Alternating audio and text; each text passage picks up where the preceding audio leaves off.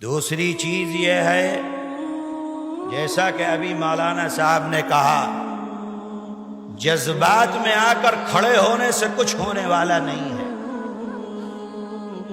جن کی طرف انہوں نے اشارہ کیا، آپ مقابلہ کر سکتے ہو اس طریقے پر کہ جو ان کی بنائی ہوئی چیزیں ہیں آپ اس کو خریدنا بند کر دیجئے۔ سمجھ رہے ہو بات کو؟ جو ان کے پروڈکٹ ہیں ان پروڈکٹ کا بائیکاٹ کر دو، تم بھی ان کے غم کے اندر شریک سمجھے جاؤ گے۔ معلوم ہوا کہ بڑی بڑی باتیں کر رہا ہے، مائک کے اوپر بالکل زمین و آسمان ایک کر دیا ہے، اور جلسے کے بعد کھانے کے لیے بیٹھا ہے تو کوکو کولا ساتھ میں پی رہا ہے۔ یہ نہیں ہونا چاہیے۔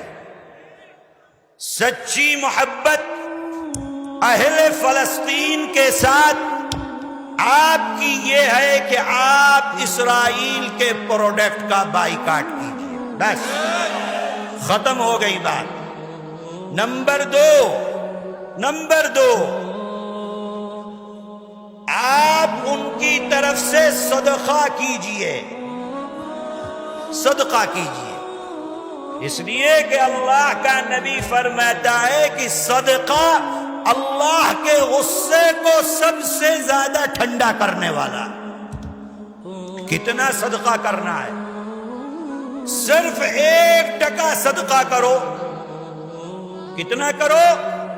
1% صدقہ کرو۔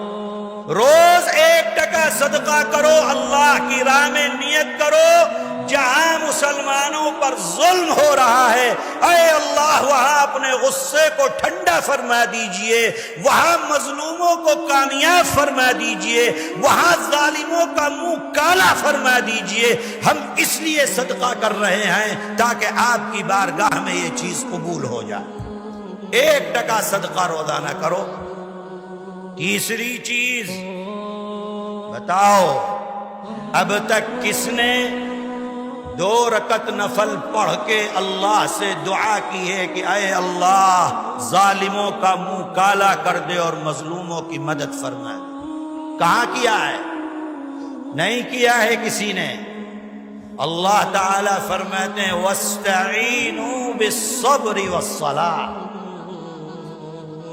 اللہ سے مدد چاہو نماز کے واسطے سے۔ اگر فلسطینیوں سے محبت ہے تو اس طرح نہیں کہ ہم نکل گئے اور ہم مار دیں گے اور مر جائیں گے، ختم ہو جائیں گے۔ ارے اللہ کے بندے، پہلے 2 رکعت نماز پڑھ کے سجدہ تو کر اللہ کے آگے، 2 رکعت نفل تو پڑھ، نفل پڑھ کے دعا تو کر اپنے اللہ سے۔ نہیں کرتا ہے مسلمان، صرف جذبات کا کھیل ہے۔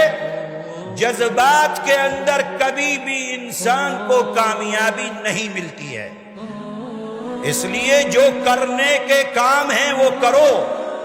جیسا کہ میں نے آپ کو بتلایا کہ آپ پروڈکٹ لینا چھوڑ دیجئے، آپ ان کی طرف سے صدقہ کیجئے، آپ ان لوگوں کی طرف سے نماز پڑھ کر اللہ کے آگے دعا کیجئے، اور اگر کوئی شکل و صورت بنتی ہے رقم آپ وہاں پر بھیج دیجئے تاکہ اللہ اس کو قبول فرمائے۔